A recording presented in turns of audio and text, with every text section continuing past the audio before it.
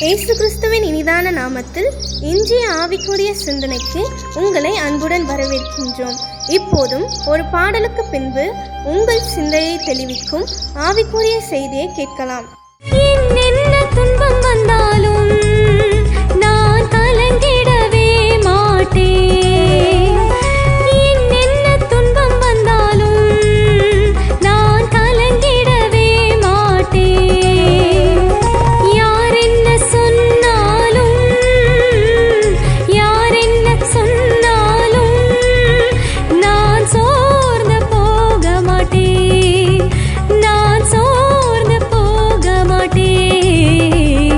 கிறிஸ்துவுக்குள் வாழும் எனக்கு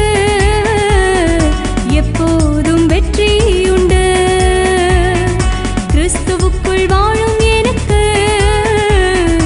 எப்போதும் வெற்றி உண்டு.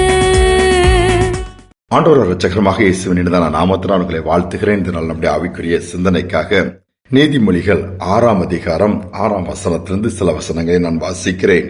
சோம்பேறியே, நீ எறும்பினிடத்தில் போய் அதன் வழிகளை பார்த்து ஞானத்தை கற்றுக்கொள். அதற்கு பிரபுவும் தலைவனும் அதிகாரியும் இல்லாதிருந்தும் கோடை காலத்தில் தனக்கு ஆகாரத்தை சம்பாதித்து அறுப்பு காலத்தில் தனக்கு தானியத்தை சேர்த்து வைத்துக் கொள்ளும் சொல்லப்பட்டிருக்குது. பாருங்கள், எறும்பினிடத்தில் போய் அதனுடைய பாதைகளை பார்த்து ஞானத்தை கற்றுக்கொள்ளும்படியா வேதம் சொல்லுகிறது. நாம் அநேக நேரம் எறும்பை ரொம்ப அற்பமா எண்ணுவோம். ஆனால் வேதம் என்ன சொல்லுகிறது? நீதிமொழிகள் 30:25 வாசித்து பார்த்தால் இந்த பூமியில சிறிய அற்பமான ஜந்துவா இருக்கிறது மகா ஞானம் உள்ளவைகள் 4 உண்டு என்று வேதம் சொல்லுகிறது. அதில் ஒன்று எறும்பு. இந்த எறும்புடைய வாழ்க்கை முறைகளை பார்க்கும் பொழுது வேதமே சொல்லுகிறது, அதனுடைய வழிகளை நாம் பார்த்தாலே ஞானம் நமக்கு வந்து விடுமா. ஞானம் எவ்வளவு ஞானமாய் அது நடந்துகிறது, எவ்வளவு அற்புதமாய் நடக்கிற அவருடைய காரியங்கள் இருக்கிறது, எவ்வளவு ஸ்மார்ட்டா திங்க் பண்ணுதுங்கிறத பார்த்து நாம உணர்த்தப்பட்டு நம்முடைய காரியங்கள்ல கூட மாற்றங்கள் இருக்கும் என்றுதான் வேதம் சொல்லுகிறது.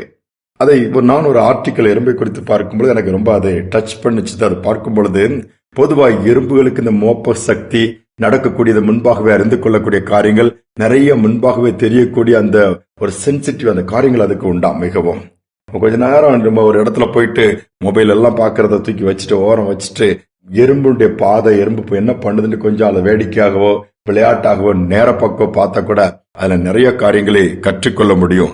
என்ன பண்ணுமா, எறும்புடைய பாதை அப்படி போயிட்டு இருக்கும் போது ஏதாவது தடை வந்துருச்சுன்னு வைங்களா, அதுக்கு முன்னாடி போக முடியாதுன்னதும் உடனே பின் வாங்கிறாதான், அப்படியே நின்றுட்டு உட்கார்ந்துட்டு இருக்காதான். உடனே அது என்ன பண்ணுமா, எப்படியாவது அதற்கான மாற்றுப்பாதையை தேடி கண்டுபிடிச்சு தன்னுடைய இலக்கை போக வேண்டிய இடத்தை அடைவதிலே எப்பவும் கண்ணும் கருத்துமா இருக்குமா. அதனாலதான் அதை சொல்லப்பட்டது நெவர் கிவ் அப். எப்பவுமே அது நம்பிக்கை இழந்துடாதான். அடுத்து பார்க்க வந்த எறும்புடைய குணாதிசயத்தை சொல்றாங்க, தன்னுடைய எடையை விட பெரிய பொருட்களை தான் அது தூக்கி சொல்லும்.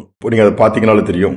அதான் எடை பெருசா இருக்குது, பெரிய பொருளா இருக்குது, எப்படி தூக்க முடியும், நம்மளாலாம் எப்படி முடியும்னு சொல்லி திகைத்து போய் அதை பார்த்த உடனே அப்படி நின்றது. ஆனா நாம என்ன பண்ணோம் தெரியுமா, இது எப்படி முடியும், இவ்வளவு இருக்க எப்படி படிக்க முடியும், ஐயோ எப்படி இதை வச்சு இந்த பணத்தை வச்சு குடும்பத்தை நடத்த முடியும், உடனே நம்ம ஆரம்பிக்க முன்னாடியே புலம்ப ஆரம்பிச்சிருவோம். ஆனா எறும்பு ஒருபோதும் பெரிய தன்னை விட ஆகாரமா இந்த காரியங்களை தூக்கி சொன்னாலும் அது மலைத்தே நிக்காதான். அது என்ன பண்ணுமா, தன்னுடைய பலத்தின் மேல ஒரு நம்பிக்கை அதை வச்சிருப்பா, என்னால முடியும், இதை செய்ய முடியும். அப்படிப்பட்ட விதத்துல அது முயற்சி எடுக்கக்கூடிய குணாதிசயங்களை குறித்து எழுதப்பட்டிருக்குது. அடுத்து பாத்தீங்கன்னா, தன்னோட பெரிய பல மடங்கு எடையை அதை தூக்கி செல்லும் போது அது வழியில சில பிளவுகள் இருக்கும், சில பள்ளம் இருக்கும், அதை தாண்டி அக்கறைப்படுத்தணும். நம்ம என்ன பண்ணுவோம், அப்பா இதுக்கு மேல முடியாது, வாய்ப்பே இல்லைன்னு சொல்லிட்டு அது என்ன பண்ணுவோம், அந்த பொருளையே அந்த இடைவெளியை நிரப்பி அடுத்த பக்கம் கொண்டு போயிருமா. ஒரு ஸ்டிக் மாதிரி ஒரு பொருளை தூக்கிட்டு போதுன்னு வைங்களா, ஒரு சின்ன பிளவு இருந்துச்சுன்னா அதே பிரிட்ஜ் மாதிரி யூஸ் பண்ணிடும். அது தூக்கி வச்சு அது மேல ஏறி போய் இடத்துல இழுத்துட்டு போயிருமா. அந்த அளவு ஸ்மார்ட்டா திங்க் பண்ணுமா.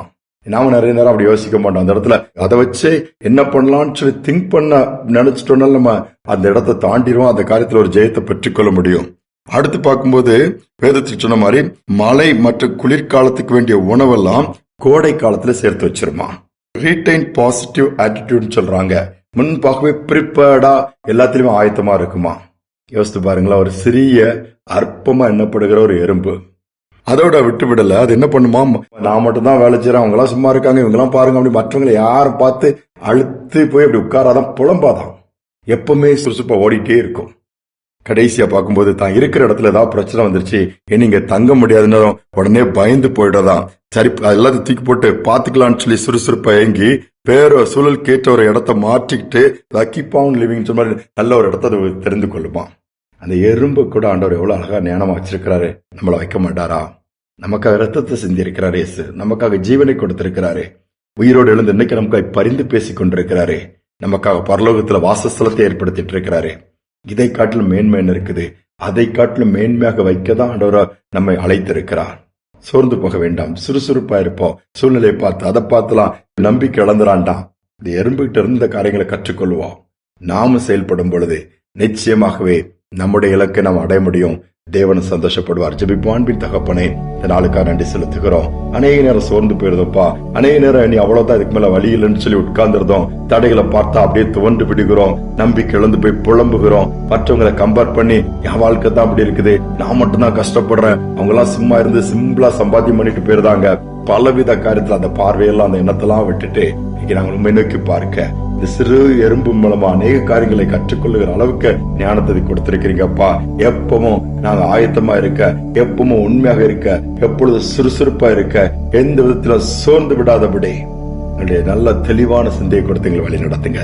ஒவ்வொருக்கும் அப்படிப்பட்ட கிருபை உண்டாகட்டும். தாழ்த்தி ஒப்புக் கொடுக்கிறேன். துதிக்கான மகிமை எல்லாவற்றையும் உமக்கு செலுத்துகிறேன். இயேசுவின் நாமத்தில் பிதாவே, ஆமேன், ஆமேன். எறும்புக்கு இவ்வளவு ஞானத்தை கொடுத்தவர் நமக்கு கொடுக்க மாட்டாரா? நடத்த மாட்டாரா? நிச்சயமாகவே செய்வார். நம்பிக்கையோடு இந்த நாளை தொடருவோம். மீண்டுமாய் நாளை தினம் சந்திப்போம். உள்ளார்ந்த மனிதன் நாளுக்கு நாள் புதிதாக்கப்படுகின்ற நேரம் இது. உள்ளார்ந்த மனிதன் நாளுக்கு நாள் புதிதாக்கப்படுகின்ற நேரம் இது.